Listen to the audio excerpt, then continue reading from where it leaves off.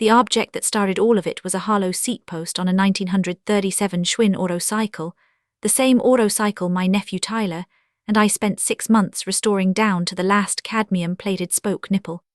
Inside that seatpost was a signed partnership agreement he had completely forgotten existed, an agreement that said I owned 55% of Orchard Cycles, that Tyler owned 45%, and that my grandkids got free tune-ups for life. By the time Tyler sold my restored 1890s penny farthings and early roadsters to the Portside Transportation Museum for $620,000 and mailed me a check for $3,800, calling it my full share with a memo line that read final settlement, one spoke at a time, I already knew exactly how the mechanics would end. He would be truing wheels every Tuesday and Thursday in a bright orange vest that says Spun Out of Trust, and every repair tag printed beneath a customer's name would also print his fraud docket number, 22CR00487. This is the story of every bearing, every lark, and every forged signature that took him from a golden child to a convicted felon in a humiliating vest. My name is Ellen, and I am 54 years old. I spent 30 years in the cafeteria at St. Vincent's Hospital, starting on the tray line at 22, running the weekend shift by 30, and eventually managing the entire food inventory before the hospital switched to a digital procurement system. I could read a cost sheet for green beans and know within half a cent whether the vendor had padded the invoice, a skill that saved the hospital more than once and later saved me from a different kind of fraud. My husband Dale was a quiet accountant who died 6 years ago, and before he died, he taught me how to read a balance sheet like a magazine, how to follow depreciation schedules, and how to spot a liability tucked inside a footnote. I have 2 grandkids, and whenever their bikes broke I fixed them myself because my own father had run a tiny bicycle repair shop in the 1970s, and he taught me how to true a wheel, repack ball bearings, replace a carded crank, and also how to pick a 4-pin tumbler lock with 2 paper clips and a hairpin. In 2019 I cashed out my $401k. The balance was $117,000 after 30 years of hospital cafeteria shifts, night differential, and every extra holiday I could pick up.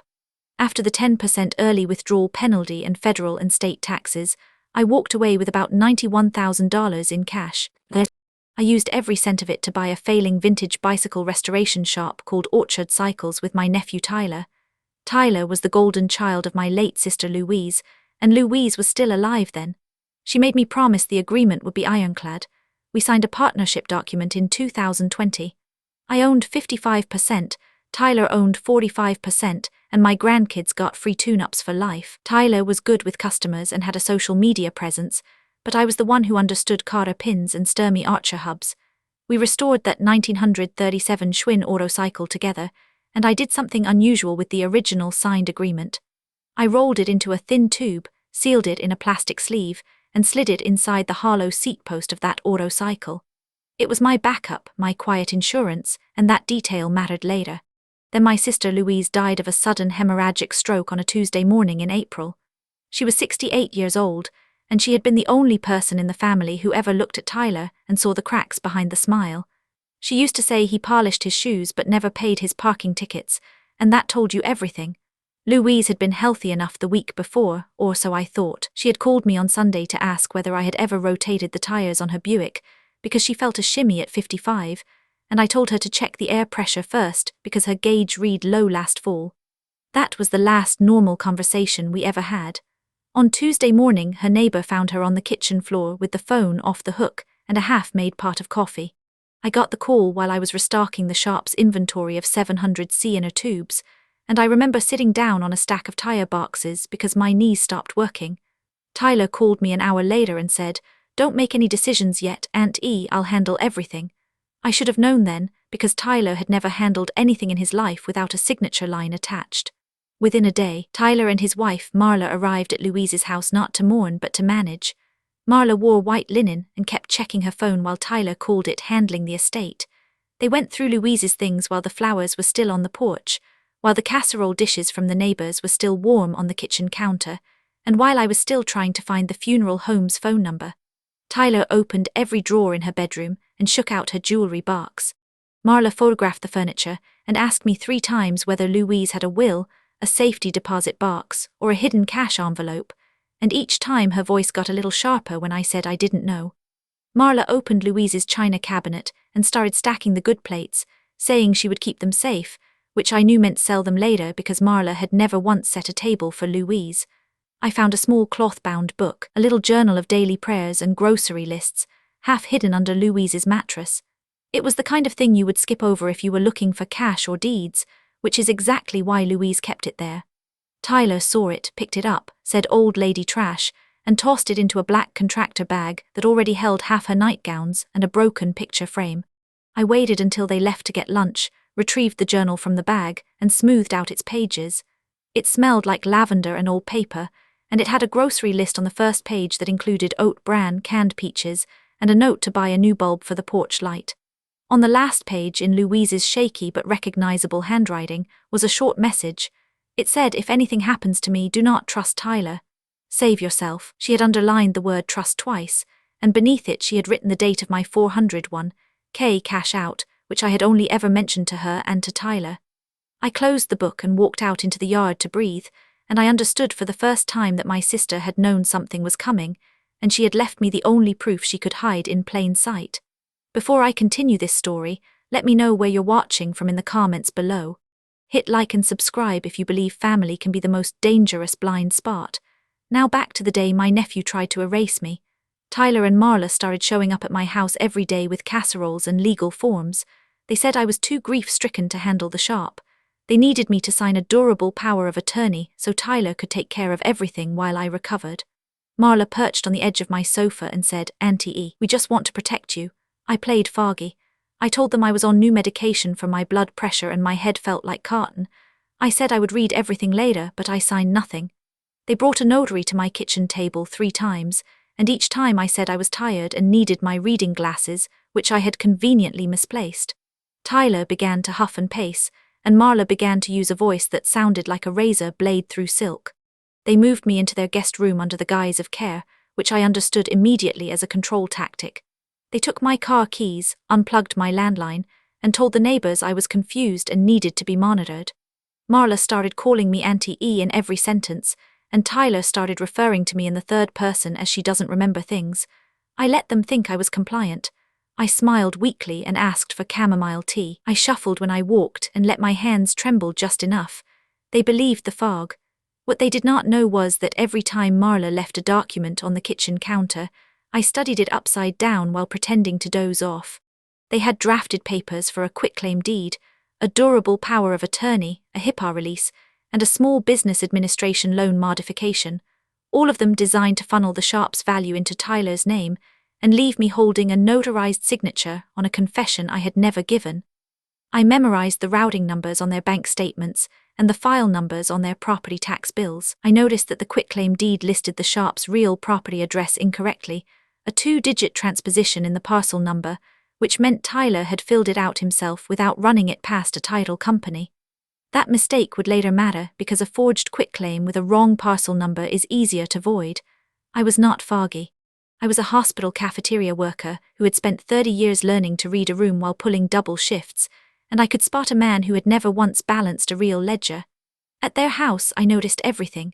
Tyler paced in the backyard with his phone, shouting about the museum wire and the escrow hold. Marla dodged calls from a number that kept appearing on the caller ID panel, Bluestone Capital. They leased a black Tesla and had boxes from a designer furniture store delivered every other day. Tyler had a small home office off the kitchen with a cheap filing cabinet and a crosscut paper shredder. One day the kitchen faucet sprayed water everywhere because Marla had tried to install a water filter and stripped the valve seat by over-tightening it. I found a basin wrench under the sink, shut off the cold water supply, removed the stripped cartridge, replaced the O-ring, and had the faucet working in 20 minutes. Marla stared at me like I had performed open-heart surgery. That was my first real crack in their image of me as a helpless old woman. After that, I started going through their trash. I found shredded documents in the recycling bin. I pieced together strips with my reading glasses and a roll of tape. Working at the kitchen table after they went to bed, I used a warm iron on low heat to flatten the curled shreds, then arranged them on a piece of wax paper by the direction of the tier pattern. The strips showed a forged dissolution agreement with my signature on it. Tyler had signed my name in a looping approximation of my handwriting, but the slant was wrong and the pressure points were different. A forensic document examiner would later confirm that the pen strokes started in the wrong direction, a classic sign of a traced signature. He had also opened a revolving line of credit against the shop using my social security number, and he had used my mother's maiden name as the security question, which he must have gotten from an old family tree website. Then I found a locked filing cabinet in the office. My father had been a locksmith before he ran the bike shop, and he taught me how to pick a 4-pin tumbler lock when I was 12. I used 2 paper clips from the kitchen junk drawer and a tension wrench I made from a hairpin. I applied light tension and raked the pins gently until the shear line set. The lock gave in 11 seconds. Inside, I found the original forged documents, bank statements showing a $620,000 wire from the Portside Transportation Museum, and a file labeled Ant E Collateral. It contained copies of my life insurance policy, my pension statements, and a notarized quitclaim deed transferring the shop's property to Tyler as trustee. I took photos with my phone and made copies using their own printer, then replaced everything exactly as I found it, wiping the printer memory and clearing the copy counter. I also needed the one thing Tyler had never known about, the original signed agreement. One night after they fell asleep, I walked 3 miles to Orchard Cycles, let myself in with the spare key I had hidden inside a hollow garden statue shaped like a heron, and retrieved the agreement from the hollow seatpost of the 1937 Schwinn Autocycle.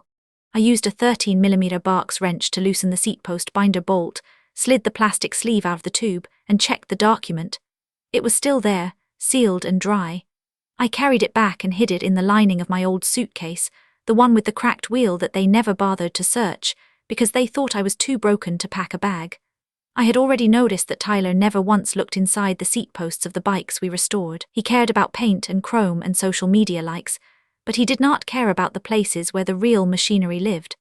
That was his first mistake. His second mistake was assuming that a woman who could rebuild a Sturmey Archer 3-speed hub in a dim workshop could not also piece together a crosscut shredder pile with tape and patience.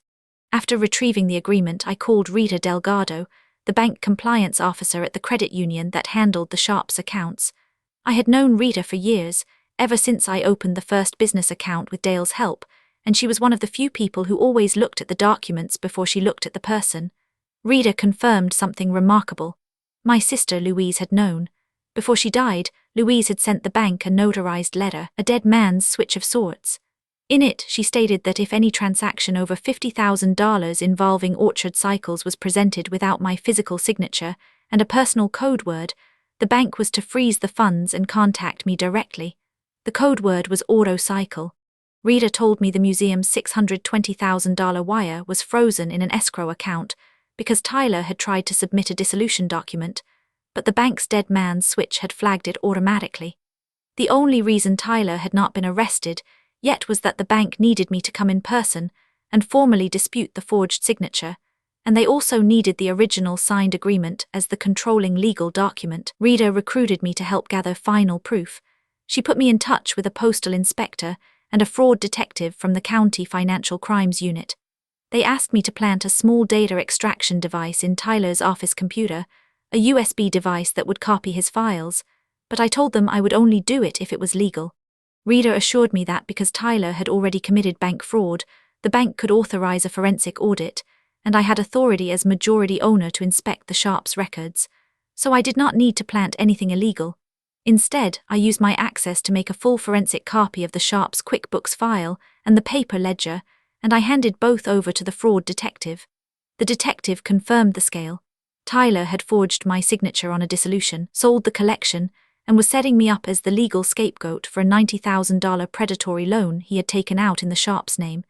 He had listed my house as collateral, and he had backdated documents to make it look like I had signed over my 55% for $3,800. The $3,800 check was meant to be paper trail proof that I had accepted a buyout. Rita and the detective walked me through the exact mechanics of the forged dissolution. Tyler had used a notary stamp that belonged to a retired notary public named Mr. Havison who had died 2 years earlier, and the stamp had been sold at an estate sale in a box of old office supplies. Tyler had bought that box for $3 at a flea market. The sheriff later found the receipt in his desk, the same desk where I had found the locked filing cabinet. The detective also discovered that Tyler had used my social security number to open a second business checking account at a different bank, an account he had been using to make lease payments on the Tesla. He thought he was clever because he had changed the address on file to a P.O. Box in the next county. But he had used his own phone number, and the bank's fraud detection software had already flagged the account because the phone number matched one on an unrelated check fraud case from 5 years earlier. Tyler was not a mastermind. He was a man with a spreadsheet and a desperate need to look richer than he was. The detective told me that in all his years working elder abuse cases, the most common mistake was overconfidence. A forger always leaves a seam somewhere. Tyler had left a half dozen. Before the final confrontation, I staged a medical scare. I waited until Tyler and Marla were both home. I stood in the kitchen, let my knees buckle, and collapsed onto the tile floor with a loud thud that I knew would travel through the house. I held my breath and kept my eyes closed. I heard Marla say, "Is she dead? Get her bag."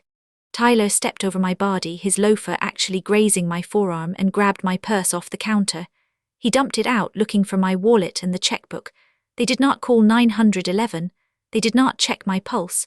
They began discussing whether to wait until my heart stopped to avoid an ambulance bill, and Marla said the funeral policy would cover more than the medical bills.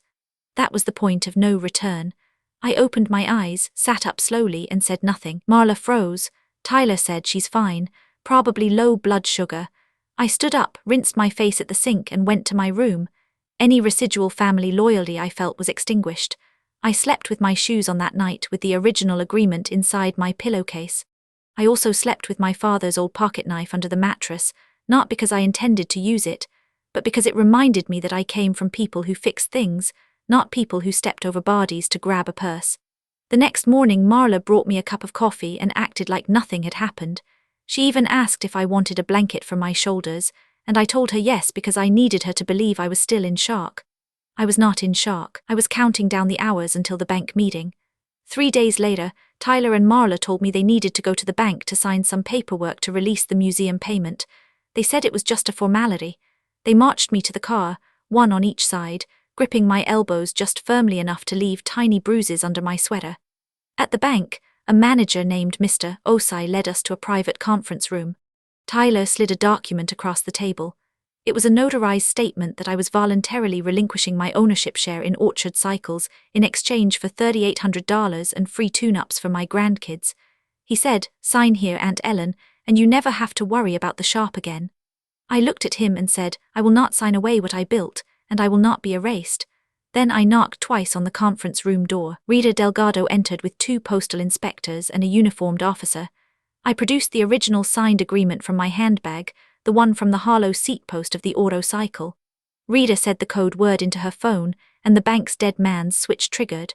The $620,000 wire was officially frozen. Tyler started shouting that I was senile and confused. The postal inspector asked Tyler to step outside. Marla tried to grab the document from my hand, saying it was fake. The officer cuffed Tyler for felony forgery, bank fraud, identity theft, and elder abuse. Marla was arrested for conspiracy to commit fraud and accessory to elder abuse.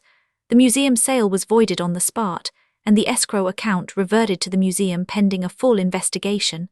I remember the exact sound of the handcuffs clicking, not a loud sound, but a soft double click that echoed off the conference room's glass walls. Tyler looked at me with an expression I had never seen before, not remorse but pure confusion, because he genuinely believed he was the smartest person in every room.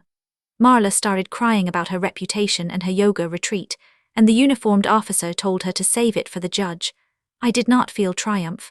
I felt the old weight of 30 years of double shifts finally leaving my shoulders, one vertebra at a time.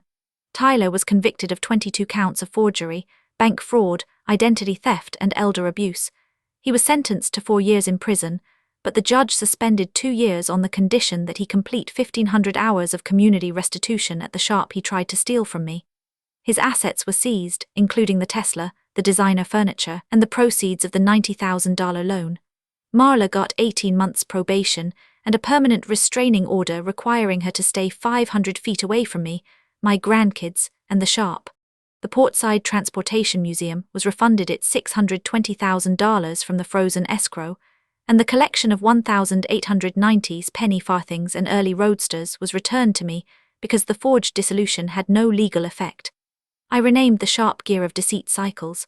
I kept the original signed agreement framed behind the counter, next to a photo of my sister Louise and a small plaque that reads, "She saw it coming. Tyler reports to work every Tuesday and Thursday, truing wheels in a bright orange vest that says Spun Out of Trust. Every repair tag prints his fraud docket number, 22CR00487, under the customer's name, so no one ever forgets what he did. My grandkids still get free tune-ups, and I still do the books myself. I did not get a violent windfall. I got back what was mine, plus the quiet satisfaction of watching a man who called me old and foggy learn that an old cafeteria worker can read a forged document, pick a lock, and outlast a golden child. My sister Louise had seen it coming before I did. She left me a warning and a dead man's switch, and I used both. She had known that the only safe place for the truth was inside, something Tyler would never think to open, because he did not know how to appreciate the beauty of a restored machine. I sometimes stand at the back of the shop and watch Tyler true a wheel under the fluorescent lights, and I think about how a 1937 Schwinn Autocycle seatpost saved my life, not because it was expensive, but because it was hollow, and because I filled it with the only thing Tyler could not forge, the original truth. Integrity is not a loud thing. It is a seatpost with a rolled-up piece of paper inside it. Boundaries are just the locks we learn to pick when someone tries to trap us in a room. Family can be a gift or a grift, and the only way to tell the difference is to watch what people do when they think you are too foggy to notice. My sister Louise watched, and she left me the key not to a lock but to the truth. I just had to be brave enough to turn it. Have you ever discovered a dark secret about someone you trusted completely? How did you handle it? Let me know in the comments below. If you believe that family can be the most dangerous blind spot, hit like and subscribe. I tell stories about people who learn to read the fine print the hard way. Until next time, keep your own spare key hidden.